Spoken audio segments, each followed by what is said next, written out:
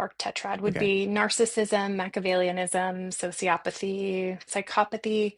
I think that encompasses like antisocial personality disorder. I think this is the interesting thing where it overlaps with autistic people don't have empathy, right? It's like I absolutely have empathy, but for some of these things, I cannot. So I have a copy of the DSM just down here, and I found myself reading it because clearly, as an autistic person who has a book, I will read the book.